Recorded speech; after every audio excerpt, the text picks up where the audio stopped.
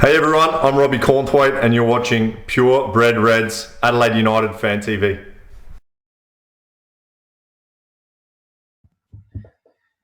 Hello everyone and welcome to this impromptu piece of coverage on Pure Bred Reds, Adelaide United Fan TV. We're coming to you a day after the sensational news that Gertjan Verbeek had his contract terminated by mutual consent with Adelaide United. He will no longer be our manager going forward. I am joined by two massive fans of the club in Chris Adams and George Laparidis. Boys, how are we today? Good, mate. Yeah, good, mate. Cheers. Beautiful. Chris, I like the background as well. Very official. Guys, we've got a lot to get through. It's obviously a momentous day because, again, we have severed ties with a manager of ours in somewhat murky circumstances. But before we get into any of that, I want to quickly touch on the fact that tomorrow, Friday, marks 4 years since that sensational, magical day in 2016 in May. May the 1st it was, where we won our maiden championship after an absolute roller coaster of a season. But we all know what happened. We all know how amazing it was. I want to get both of your experiences from that day. So I'll start with you, George. I know it's a day you touch on a lot. You love to bring it up. I know during this COVID isolation period, you've been watching highlights continually to keep the morale going. Run us through because I understand for you it was a little bit different because you weren't living in Adelaide at the time, so you were here temporarily, and what an amazing thing it was for you to be able to come back and witness that. Yeah, so I was halfway through dental school up in Queensland at the time, and I came back. I was back for holidays for the semi-final, so I was lucky enough to go to that. That was a pretty special night, and then obviously we won. We got into the grand final, and I was like, oh, I can't not come back. And I think it happened. It was Greek Easter as well, so I kind of palmed it off as that. But I think everyone knew my motives. But yeah, so came back, and yeah, what a special day. I was up in the Eastern stand. I don't really remember a whole lot. I remember feeling really sick at half time, like in terms of like nervous sick, even though we were up 2-0. And I when the last goal went in, I somehow ended up on the floor. I think someone jumped on me behind and I tripped over. Yeah, it was just bedlam. And that last 3 minutes or 4 minutes in stoppage time when you know you've won it was it was pretty special feeling, and to be able to share that with like my cousins and my brother and my dad. Yeah, pretty special moment. I've got the photo up on the wall of like Dad and me and my brother. So yeah, won't be forgetting that anytime soon. But yeah, the perfect afternoon touched all of our lives. Chris, you were in the active bay on this day. Yeah. Certainly a different experience to what George and I would have had. Tell us what it was like. Yeah. That was probably the most magical day of my life so far, to be honest. I remember the night before I had a dream. I was so nervous the day before. So like 4 years ago today, I was just sick nervous. That's how nervous I was. And I had a dream that we lost the final. And I woke up and I was like, okay, it's game day. All right, I need to get that out of my mind. And I had a game at midday kickoff, and I bullshitted to my coach and said, look, I've got family reasons, I've got to leave at half time. But it was because I wanted to go on march. And I had a good game. The first half, it was 0-0 at half time, and then I left. Marched with Red Army. I've been on like 3 or 4 marches beforehand, and nothing ever compared to that. And I was with my old man and my best mate, and I barely saw the first goal. I reckon everybody started cheering because in active we had like a really poor view of the pitch. Everybody started cheering, and then we just started cheering. And then I reckon I saw most of the goal on the replay. Certainly the Isaias' goal, we knew it was going to be a free kick. We could see it. Mate, it was magical. And especially like when Wanderers scored, I was sick to my core until I felt physically ill until Pablo scored. And I had school the next day. I walked out of the stadium. We'd celebrated so hard. I had multiple cuts and bruises on my legs just from celebrating that hard. People ended up on top of me. So yeah, school that week, that was unbelievable. And I keep looking back at it. It'll never be repeated. We'll win championships again, but nothing will ever beat the first. So amazing. Thanks for reminding the noise George. Sorry, the George. noise that day is the noise that day. Like I've been at Adelaide Oval a lot. Like I'm a big Crows fan. I go to the cricket and all that, but like you can't compare it to a football crowd. Like it was just another level that day, and like just the passion, and like you got to give credit to the Wanderers fans as well. They brought over the atmosphere as well. But just. Yeah, I'll never forget like the roar when Isaias's free kick went in. Like I think it took everyone half a second to realise that it hit the back of the net, and then you just see everyone go up, and it was just something special. Yeah. Firstly, Chris, thanks for reminding George and I how old we are. You were still in school on that day. That's insane. For me, I think the craziest thing about that whole day was I was lucky to get tipped off about where the players were celebrating. And so went over to Isaias when he was having a drink, and like got to wear the championship toilet seat with him. It was just ridiculous, like just the perfect day, and one of the greatest days of our lives, no question about it. Guys, we are convening here to discuss the fallout after Gertjan Verbeek has officially departed from Adelaide United. Of course, we actually reported the news on this platform 4 weeks ago that it looked very, very, very questionable whether he would be continuing on throughout this crisis as our manager, but now we know for sure that he won't. There's a lot that we have to get through. Firstly, I just want to read out a quote from Piet van der Poel acknowledging Verbeek's service. So he says, "We're grateful for Gertjan's hard work and for what he did for our football club over the past 10 or so months. Not only has he given some of our young players a chance at professional football, he also helped guide us to our third FA Cup trophy. I would like to thank Gertjan for everything he has done at Adelaide United, and on behalf of the club, our members and supporters and our partners, wish him the best for his future." Now, there's a lot that we have to touch on. Before I put it over to you two, I just want to read out a list I've compiled of the pros and cons of Gertjan Verbeek. So I'll start with the pros. Guided us in defending our FFA Cup, actively concentrated on the overall state of our in-house structure pertaining to youth players, both on and off the pitch, as we saw Dorigo, the Toure brothers, Cassini Yangi, Lachlan Brook, Noah Smith and Yared Abichu all get minutes under him this season. And of course, Gertjan Verbeek attended youth team matches, often weighed in on the state of the local and national game here, which is valuable as an outsider. Never hid behind excuses when the team was poor as a collective. Much better to watch at our best than we were under the previous manager. Now for the cons. Lack charm in the public eye, which Kerrs had in abundance. And that was exemplified most, in my opinion, when he shunned that Foxtel interview, which was really the beginning of the end for him, in my opinion. He lacked the right kind of sideline passion. A lot of fans resonated with Marco Kerrs's, inability to basically sit down and keep calm. Verbeek often looked perplexed when we were, getting smashed. He divulged in confidential club issues, like when he called out the finances of the club, which is something that should remain strictly in-house, attacked his own players, lacked a game plan that was sustainable, and displayed double standards when critiquing his players, i.e. the whole Kiddo versus Maria at left-back conundrum, where obviously we saw what he said about Kiddo.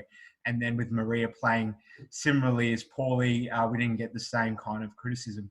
Now, do both of you have any issues with that list?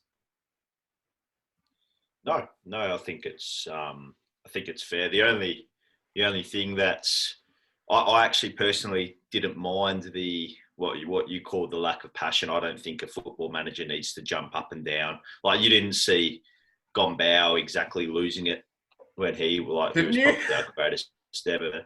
Not every week, but manager like Amor didn't. Not that he really knew what he was doing. George, I recall a certain Melbourne Heart occasion where his passion almost brought a tear to your eye. It was look. There's a time and a place. I think Kurtz overdid it. That's just a personal opinion. Look, in terms of, I think his biggest con would be the attacking the players, and I think that's where a lot of his problems started. But yeah, I think that's pretty spot on. And I'm going to get to that with you a little later on. Before I swing it over to you, Chris, I just want to clarify, this is not a Kurz versus Verbeek debate. It's just a matter of the fact that he's going to be compared to his predecessor. So it's relevant to bring up what people resonated with when it comes to Kurz. Chris, that list I just verbalised, any issues with it? Yeah, I think you're spot on. With most of it, yeah. In my opinion, as soon as a coach brings confidential matters public, that's whether or not it is directly or indirectly leading to their demise. I think that's the end of the line for them. And Kurz did it, and Verbeek's done it, and now they both ended up having their association ended with the club. And that's something that I have a peeve. I really hate that, to be honest, because these matters should be kept public. I don't think the fans need to know. From some perspective, people might enjoy the fact that a coach is bringing some of these matters to light, but these matters don't concern the fan base. They don't concern us. I want to be watching the team, and I want these matters. When you bring up an issue like that, it just tells me as a fan that there's unrest. And it tells me that there are problems that are not like, they don't come straight to, you don't see them straight away from just on field. And I personally don't like that, because I just want to be watching the on field stuff. Yeah, so that's absolutely. my general comment. Yeah. Okay. But also credit where credit's due in terms of he did all those pros that you mentioned, 100%, unearthed some great young players, and really felt like he was like what I do love about Adelaide United is that it's a lot of South Australians playing for it, which makes it like you can resonate with it. So credit where credit's due there, and obviously, look, he won a trophy, so yeah. It's an important thing, isn't it? Because we're never going to have the budgets of Victory, City, Sydney, Western Sydney. So to showcase the talent we have in our state, it means that we're always proud about it, and it's something that we really have to preserve. So as you mentioned, George, definitely credit where it's due. Now, to begin with, I'm going to ask both of you, surprised or shocked at all? Chris, starting with you. I didn't think it would happen this way, to be honest. It's a very sort of bizarre way to end a manager's tenure. So in keeping with how we do things. Yeah. It's not as straightforward, obviously, as Moore coming to the end of his contract, and he said, look, I want to try new things now. This is very weird. And I don't get a bad feeling from it, essentially, but it's just yet another really sort of weird way, a weird end to a coach's tenure at the club. George? Yeah, I guess like once he went back over to the Netherlands, he was never really coming back, was he? Especially with what's going on in the world at the moment. Especially when his missus wanted to sell all their furniture. Yeah, which you unearthed. But in terms of, look, did I expect an announcement to come out last night? No. When I saw it, I was a bit shocked, but like rationally thinking about it, he was never coming back. It's just, it's surprising that I don't know why they released it at that point there. Yeah. So. Well, I would assume, George, they did it because it's at a time where everyone's winding down, and it's obviously a negative story. And so it probably got less traction by them putting it out at 7:30 on a Wednesday than at 4 p.m. on a Monday. Would you say with the fan base though, it is a negative story at the moment, or do you think it resonates well? Well, it's not a positive story for the club. Yeah, I guess it is a failed manager. Yeah, they are. I mean, 10 months into a 2-year contract, it's not positive for the club. So, did I react? That's just PR strategy. Yeah, very true, very true. But did I react in a negative fashion? No, I was quite happy. Well, we weren't going anywhere, so. Well, both of you might or might not be surprised to learn that there are some staunch defenders of Verbeek, and we'll get to that a little bit later on. Second question I have, and we'll start with you, George. Your initial thoughts on the appointment, taking you back to mid-2019? Ah, look, didn't really know what to expect. Didn't really have much of a history. I thought he would have just been a very, very similar manager to Kurtz in terms of how he set up. Couldn't really do much with the squad we had. Look, I backed the owners in, I guess, because that's the only thing you can do. So yeah, it was obviously whenever a new manager comes in, there's that feeling of hope and optimism that it's something different. We'll see how we go. But yeah, I guess that's like anything in football. Clubs sell hope, and that's what the manager did. So yeah, I was hopeful. Did I expect much? Not really. Chris? I was sort of optimistic. I think same as George. On paper, I thought that Verbeek and Kurtz had they had a very similar sort of CV in their respective nations. Like, I think Verbeek had a more impressive list of clubs. He coached Feyenoord. He was more experienced. And he'd won a trophy as well. Kurtz hadn't actually won a trophy before he came to the club, but they'd both been sacked by the same number of teams around about. But it seemed on paper like a fairly good, a fairly A-League standard managerial appointment. So I couldn't blame the owners for how it's gone. One thing that Kurtz didn't have that reputation of having players turn against him. And I think that it was reported when Verbeek came that at least one club, he had some issues where players went to the chairman and the board of the club and said, we don't want to play under him anymore. And I don't really want to have a go at the club for this, because he seemed like a fairly sound appointment, I'd say, and he did win the cup. And as we just touched on, the best of Verbeek's football was some of the best football I think I've ever seen as a United fan. Sure. Yeah, it was very exciting. At what points in his tenure did you feel it began to look questionable? And I find this interesting because I know both of you sit in different places on this one, because George, we'll start with you. I remember interviewing you in a fan cam pretty early on, and you started to display your doubts, whereas Chris was definitely enjoying the football we were playing and didn't start to really lose faith until much later in the piece. So, George, I'll start with you. At what point did you feel like, this isn't really maybe what it's been hyped up to be for us?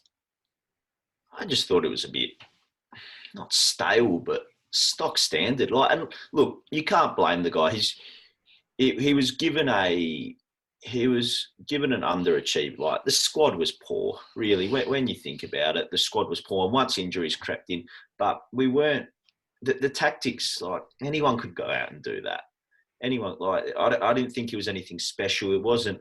And look, we're very spoiled in the way that we had a team that probably played the best football I've ever seen, maybe the Brisbane Roar team in A-League history. But from that Gombau or Moore era, if you compare to that, it's probably a personal thing where I'm not a fan of that sit back counter-attacking football.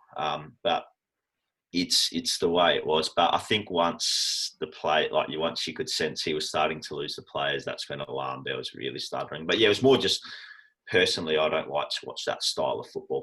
I remember in the first 10 rounds, you sort of started to question some of his moves and things like that, though. So would it be fair to say he failed to win you over in a set period of time?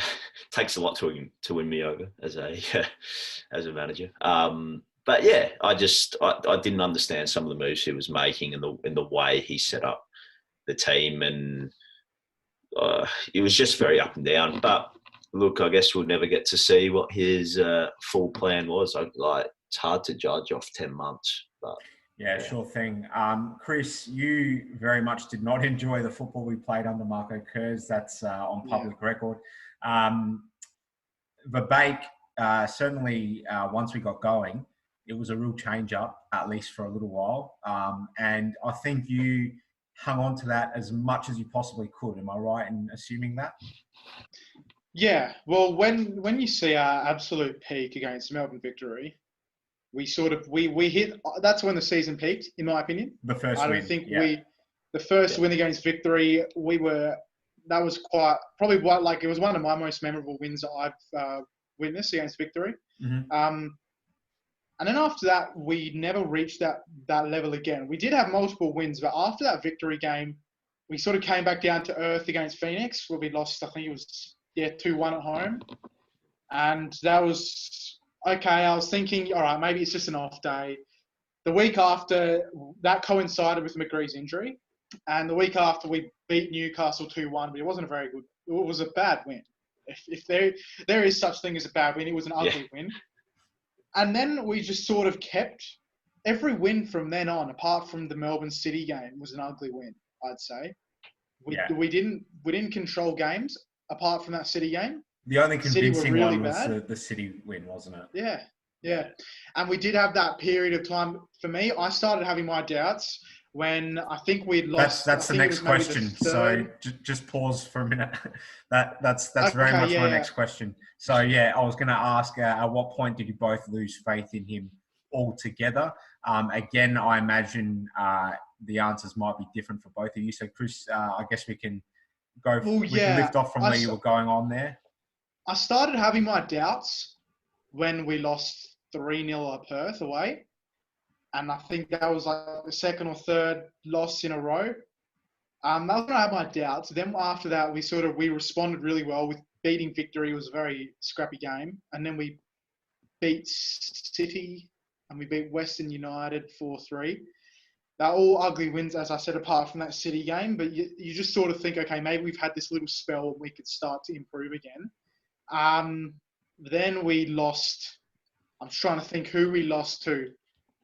After that, that's right. We beat the Mariners 2-0, and that was when the young Mohamed Toure scored. And then after that, we lost to Wanderers. Yeah, I think it was maybe. And that was the beginning of 5-2. That 5-2 game, and that was probably when I just thought, wow, where did this come from?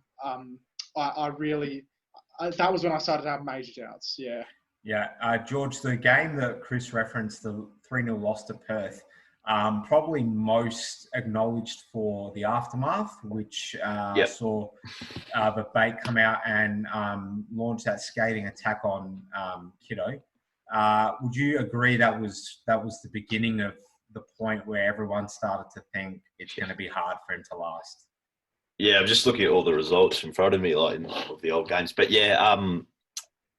that was bad. Like, look, if that's his way of going about it, that's fine. And I get these guys professionals, but I just thought it was, look, if you drag a player at half time, they're smart enough to know. And look, a player's smart enough to know that they haven't had a good game. If you drag him at half time, you've embarrassed him enough. I don't think publicly outing him like that is the best way to do it. And then it all came full circle when Maria was dragged for Kiddo, against who was the last game? I think it was Western United.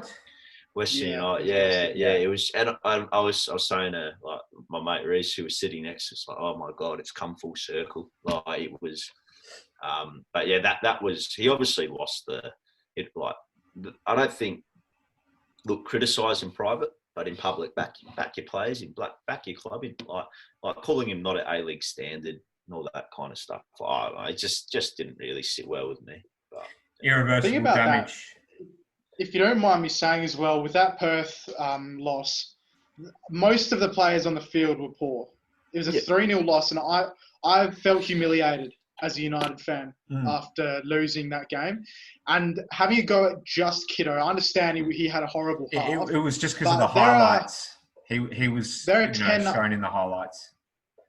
There are 10 other players on the field, and we've just lost 3-0. And we've had a horrible performance. Like, why has he had... I know Kiddo's had a very bad performance, but why has he gone just at Kiddo so explicitly? And it was... Yeah. He never really liked Kiddo. Like, from the start, he was never... He was benching him, wasn't playing him. It all went downhill pretty soon. He gave him a run at left back in our first few FFA Cup games against NPL teams, but that was really the most he sort of thrived under Verbeek.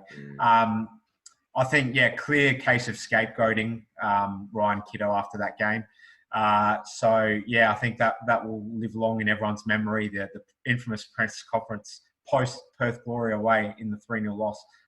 Now, one I want to ask you both: is there any chance he could have salvaged us a finals place, and then who knows, George? Yeah, of course he could have. It's the A-League.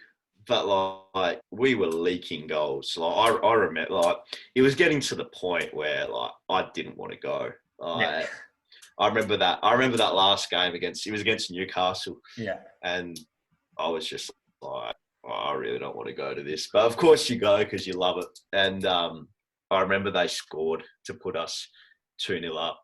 And, like, we were sitting at High Marsh on the, like, first row of the second tier. And like our mate Reese just like bangs his head on the 2-0 down. On the 2-0 down, and like bangs his head on the ballast on the rail there, and just goes balustrade and just goes, life is agony. And I'm like, you know what, mate? Like, I don't like that. Was just one of the lowest moments that game because there was no one there. The atmosphere was hollow, and it was agony. Like that was one of the worst games I've ever seen. Chris, correct. He could have. Yeah, sorry, he could George, have. We'll never know. We'll never know. We'll never know, I guess. He could have. That's the A-League, and it was a very topsy-turvy year for us. Yeah. But we're just leaking too many goals. Like 4 or 5 goals a game. It's ridiculous. Not good totally. Chris, correct me if I'm wrong. Is that the first time we've been absolutely obliterated at home in back-to-back games? Pretty sure it is. No, to be honest. I don't remember another season where we've been absolutely pummeled twice in a row at home. Oh, because it was 5-1 and 3-0. Hey, yeah. The last time we lost 5-0 was in. Last time we shipped 5 at home was in 16-17. Yeah, but we'd all win. checked out at that point in that season, as we know. So you know, we can't really compare the two. But Chris, just your thoughts quickly. In terms of whether he could have salvaged it. Yeah, look, I think it's possible because Kurtz did the same thing the year, like last year, where we'd had a peak in the season where we played really well at one point, and then we had that bad run of 5 games where we didn't win, and then we did turn it around and had that sort of like, I think we won like four games in a row, maybe 3 or 4 games in a row, and then we shot back up into the top 4. Again, with that Kurtz, that late season surge, I don't think we ever reached our peak again of what we were capable of doing. But regardless, I think that a sort of mid-season turn again is possible, and I think Verbeek could have done it. But I would have backed Kurtz. I would have backed our team under Kurtz more to do it than this team under Verbeek. And I reckon that Verbeek might be our shortest serving manager, if not interim. Yeah. Shortest ever serving manager. Most definitely. Yeah. And he won a trophy. Wow. When you put it into perspective like that, George, it is pretty insane. Now, does our recruitment under him go down as the worst in the club's history? And is it really his fault? We'll start with you, Chris. No. Our worst recruitment is Rennie Coulton's second season, if I'm being honest. Yeah, that's probably a fair call. Apart from Dario Vidicic, who was a really great player we signed, I can't think of anybody else who we really signed. Who are our in 11-12? We had Jenny Lebchenko, who we signed. We had Slory from the end of last season. Banter players, mate. We've had some beauties. Yeah, had some beauties.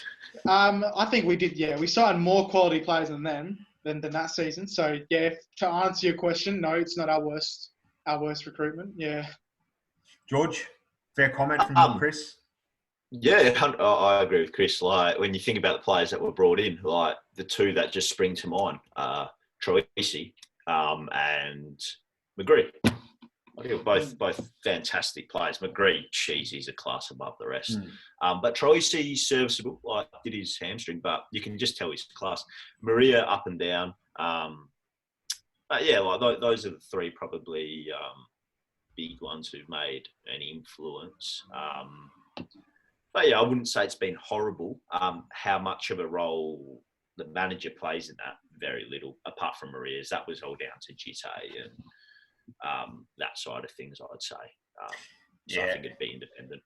The only reason I asked the question is because I feel like even in that horrible second call-in season, the players he brought in all had very good pedigrees on paper. Whereas when you assess the players that were brought in this season, you look at someone like Opseth, okay, he did score goals, but a lot of them were at a barely professional level. And then Michael Maria was, had a career that mirrored a state league player in some respects. So I feel like, especially for visa players, it's a valid question because none of them are fired at all this season. Yeah, I guess you just got to remember that. Well, sometimes just got to remember that we are Adelaide United. We're not Melbourne. We're not. I'm not saying that's an excuse for the way that some of these teams have turned out, but it's obvious that we can't, under this new ownership, that we're not going to splash the cash on big imports. I'd almost rather them say that we're going to be on a budget, because, and I'd have no problems with that. I'd have no problems with that. Well, if they've got to make money back, they've got to make money back. Sure. But I'd rather a bit of transparency there rather than it kind of just being swept under the rug. But I understand that's football and that's the way things are done. So you just got to live with it. We'll move on. So I guess where to from here becomes the next question. It looks as though we're bound for an Australian manager. Pierre van der Poel expressed that logistically that's the way we have to go now because obviously with the border restrictions in place, it's going to be hard to sit any foreign manager down for an interview at the moment. So it's clear to most people who I want, and that's Joe Mullen, and I've made that case already. However, I'm interested to know who the two of you would like us to turn to. Now, before either of you answer, just the potential candidates that I've listed, the Aloisi brothers, and mind you, I think they'll look heavily into them.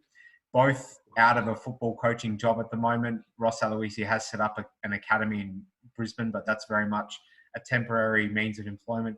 Both Adelaide boys, both coached in the A-League, both in the system, both young and sort of have that fresh look about them. So I think the club will look heavily into the Aloisis. Whether that's everyone's cup of tea or not is a different matter. Tony Vidmar, currently the assistant of the Socceroos.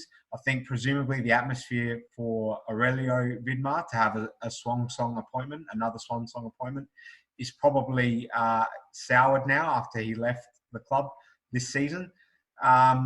Damien Murray, doubtful, because I don't think he's got particularly strong ties to the club, dating back to his loyalty to Adelaide City in the NSL. So then you're looking at Ernie Merrick, Gary Van Egmond, Harry Kuehl, Paul Ocon, and Scott Miller.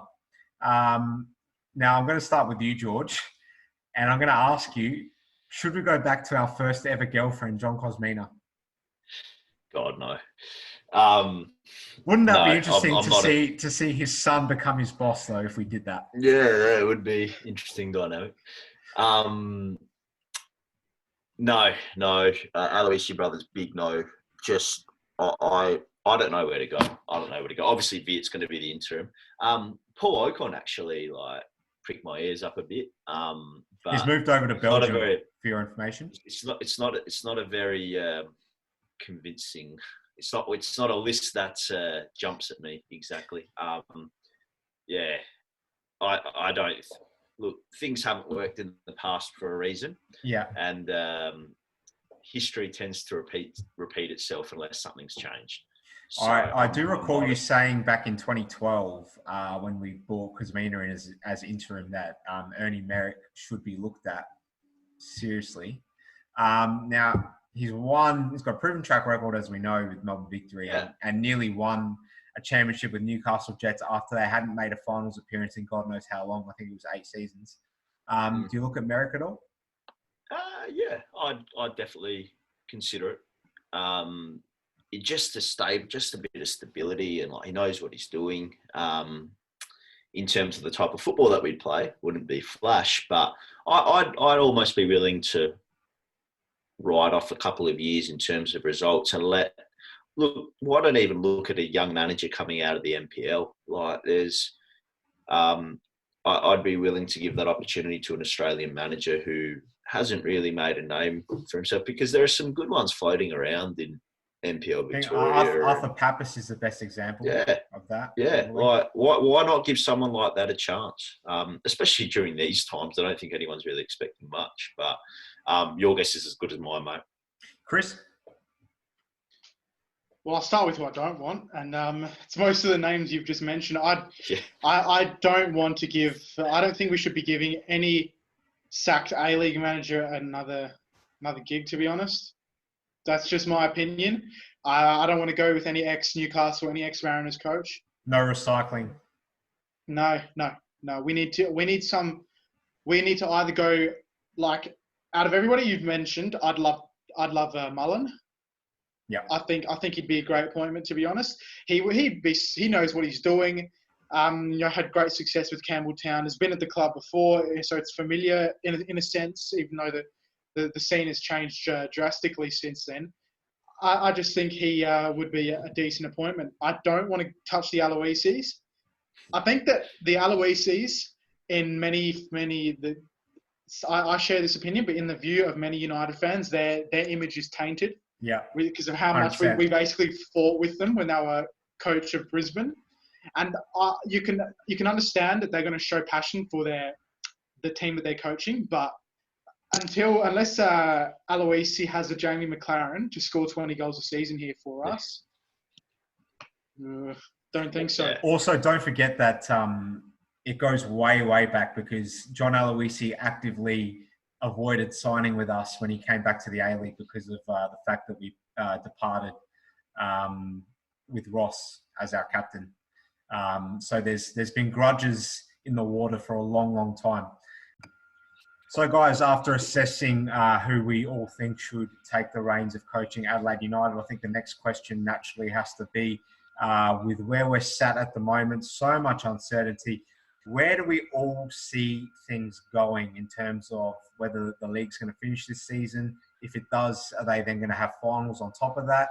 The TV deal in the background and the conundrum surrounding whether Fox Sports are going to put their money in. It is D-Day today, actually, and we don't have any news at the time of filming that anything has been paid to FFA. So we're in the dark with Fox Sports. George, I'll throw it to you first. Where do you, it's impossible to really have a conclusive answer, but where do you think it might go?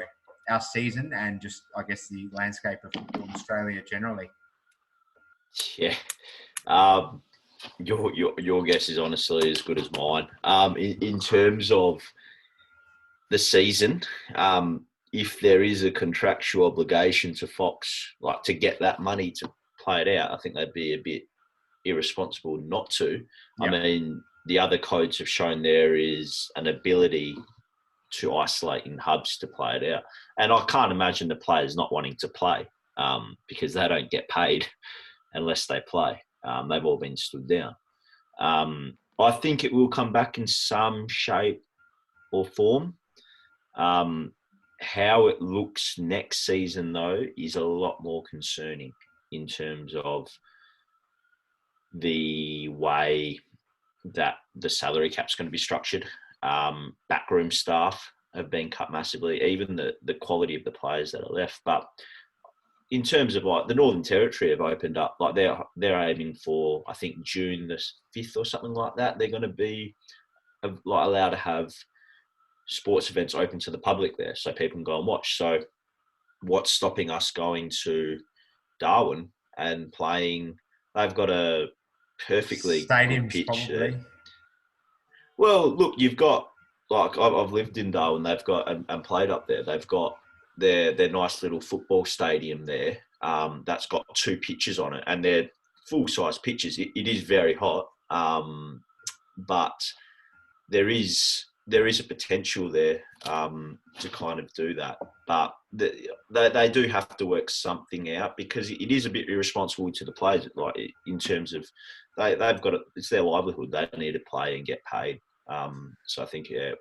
So what you're referencing is a hub style situation to finish the season off. I think Perth would be the best option because it's isolated, virtually as many cases as here in SA, but they've got more stadia. So they've got Optus, they've got Perth Glory's home ground, and another stadium that's rarely used that they use a lot for their equivalent to SANFL, which is the Waffle.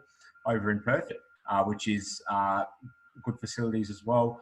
Hard to get into, hard for people wanting to break into the ground to get some kind of scope of what's going on. So for me, I think... I guess what's to rule out South Australia at the moment in terms of in that model? Because it's only really Cooper Stadium and Adelaide Oval. Azuris, yeah. Or, but you're not going to have crowds.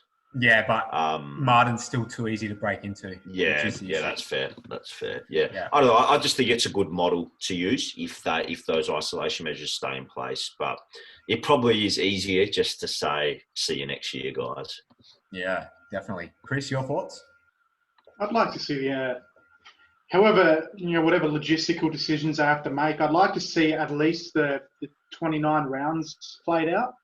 Finals is a different thing, and finals has always been based on extreme revenue, based on crowd attendances and fan excitement and whatnot. I don't think a final series makes sense at the moment. I think I want to see the season finished, and then make the decisions based on next season in due time. Make the decisions whether we play an FA Cup 2020 edition, in the next few months, because we need to get this league finished, and then we have like one of the longest pre-seasons, post-season breaks in the world. That we can use that time if we finish it off in a decent period of time. We can use all of that time to make informed decisions based on research and knowledge of the current scene in Australia, to then decide how we're going to play out the upcoming A-League season. And I think that we need to just focus on making sure that we finish these few, I don't know how many rounds, I think we're in round 22 or 23 or something. Get the next sort of... Wouldn't have a clue. It's been that long between drinks, hasn't it? I think 6 or 7 rounds, get them done. If you play 2 games a week, if you do midweek games, the players, I read Ned Zelic tweets a lot, and Ned Zelic said if you, as a player, if you wanted me to play 3 games in a week, I wouldn't say no. Yeah, I mean, players want to play. That's what goes on in most football leagues around the world with European competition factored in. So the players shouldn't have an issue with it. The issue, I guess, does become how long of a mini pre-season do they need to get to that level? But also you could argue, because we have the longest off-season in the world, will that really matter? Because if we get to a point where the league can resume, it could drag out till God knows how late, end of July perhaps, or even August, because we don't obviously commence our season until October. So therefore you could even argue, well, why not just have a final series on top if we can play football again in 2020? All sorts of rabbit holes and different conundrums that you could look at it from. Now, we're getting to the end, guys. Firstly, Chris, now you want to inform our viewers about the fact that there's a special treat going on that's going to be accessible to all Adelaide United fans as of tomorrow. Yeah. Tomorrow night, the club will be live with the FA. Will be live streaming the 2016 Grand Final. It's obviously on the 4-year anniversary, as we've touched on. And I think that's, not everybody has access to the match replay, and it'll be a great sort of Friday night feast, so to speak. And I know in the couple of hours leading up, the club will also be doing some fun posts on Twitter, like sort of bringing us back to some of the moments pre-game as well of that day. So yeah, definitely stay in touch. And 7 p.m, I think, will be when they'll be showing the match replay. So I've watched the match replay. I have a tradition of, I have the recording on my box, and I watch it every year. So it's just going to be like a normal Friday on May the 1st for me now. Done it for every year since, so it's nothing new to me, mate. It's such a good game, though. If you're a neutral watching that, you would think, wow, we're in for an absolute treat. And for United fans, I just think, wow, what a game it was. Yeah, and I love that we're all in respective merchandise from that season. George, you're sporting the jumper from that year, and Chris, we've got the Champions kits on, the fantastic kits that they are. Are you gonna watch tomorrow night, Georgie?